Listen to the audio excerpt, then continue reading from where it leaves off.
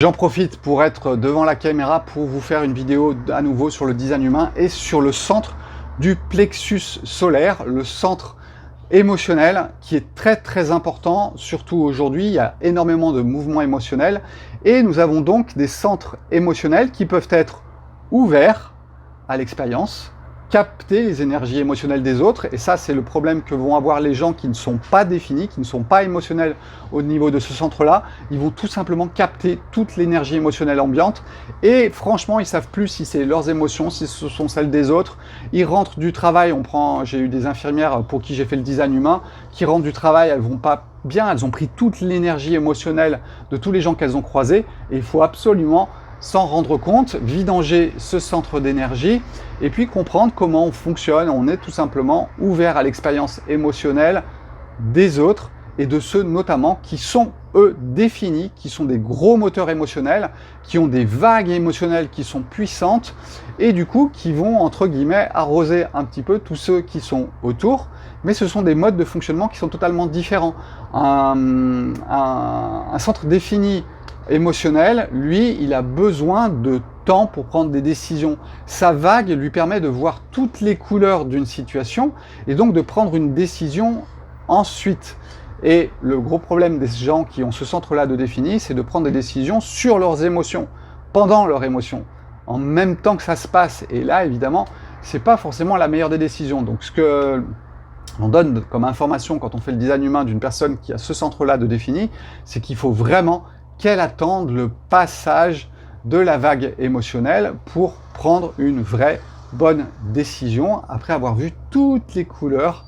C'est les avantages, c'est l'avantage des émotionnels, c'est aussi de voir la vie avec beaucoup de couleurs et avec une puissance que les autres ne peuvent pas atteindre. Et si on revient sur ceux qui ne sont pas émotionnels, eh bien en fait ils sont pas stables, ils ont un coup en haut, un coup en bas, mais c'est pas forcément très fort, sauf s'ils sont sous l'influence de quelqu'un qui est très proche et qui est un émotionnel, où là, évidemment, à l'intérieur de soi, ça peut quand même brasser parce qu'on a tendance à amplifier, quand on est un récepteur, on amplifie ce qui rentre, sauf qu'on ne sait même pas si c'est nous ou pas. Et la grande sagesse, c'est d'apprendre pour un no émotionnel à entrer dans cette connaissance et à savoir si ça vient de lui ou si ça vient des autres. Et ça, c'est très intéressant et ça modifie notre vie. Souvent, les no-émotionnels vont éviter de faire des vagues. Pourquoi? Parce que si vous avez par exemple un papa ou une maman qui est émotionnel, ou votre conjoint, vous allez avoir tendance à y aller avec des pincettes. Donc ce sont souvent des gens qui sont prêts à mentir pour pas aller déclencher le moteur émotionnel des autres. Vous voyez un petit peu comme le jeu des émotions est intéressant avec ce centre-là, qui est un centre vraiment de mutation, de mouvement. Parce que les émotions, c'est ce qui fait bouger la vie.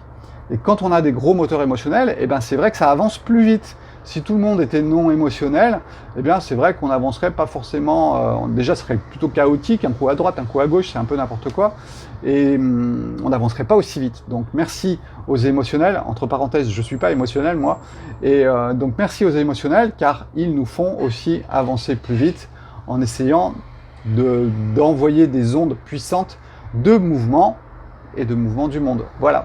Donc ce centre-là est un centre qui est très important et qui crée le mouvement dans le monde. Je le répète encore une fois, mais comprenez un petit peu comment ça se passe. Et voilà, à partir de demain, je vous fais un Black Friday sur le design humain. Donc vous allez sur mon site internet, vous allez dans le design humain, vous lisez un petit peu si ça vous intéresse. Et puis si vous voulez, pendant 3 jours, je vous ferai un tarif spécial Black Friday. C'est ma façon à moi de faire un petit geste pour vous parce que ça coûte assez cher. J'ai 1h30 de préparation, 1h30 avec vous. Donc c'est vrai que le tarif est un petit peu élevé. Donc je vais vous le faire un petit peu plus sur un tarif abordable pour tout le monde.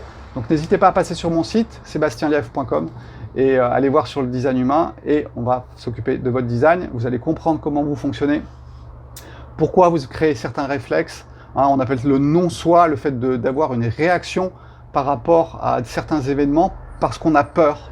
D'accord? C'est ce que je vous expliquais avec le non-émotionnel qui a peur de lancer les émotions des autres. Donc il va se tordre pour essayer d'avoir une vie tranquille. Et c'est ce que j'ai vécu. J'étais un grand faiseur de paix pour avoir la paix autour de moi parce que en tant que non émotionnel, j'absorbais les émotions des autres et c'est pas très agréable. Donc une fois qu'on apprend à se connaître, déjà on apprend à savoir que ce sont les émotions des autres, et c'est ça qui est le plus important. Pour les non émotionnels, c'est de savoir que ce que l'on va ressentir bien souvent, ce sont les émotions des autres parce que nous les amplifions. Voilà, ciao ciao, bonne journée et à bientôt.